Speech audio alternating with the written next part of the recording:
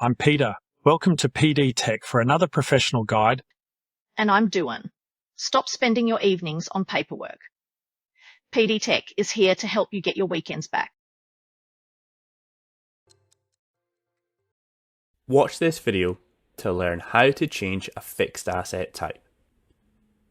To change the asset type of a fixed asset, in the Fixed Asset Register, select the draft asset you want to edit. We'll choose the office desk, which was incorrectly assigned to equipment and machinery when the fixed asset was created. Click the asset type and select the relevant option from the list. For our example, we'll select Office Equipment. Then choose to either save as a draft or register the asset. In this example, we'll choose to register the asset.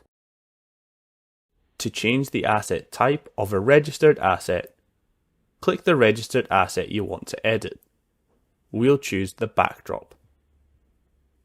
Then, click Edit Details. Click the Asset Type drop-down and choose the new asset type.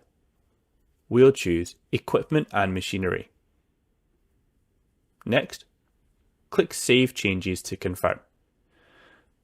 If the fixed asset was created using a purchase transaction, you will need to create a manual journal to code the purchase to the correct fixed asset account.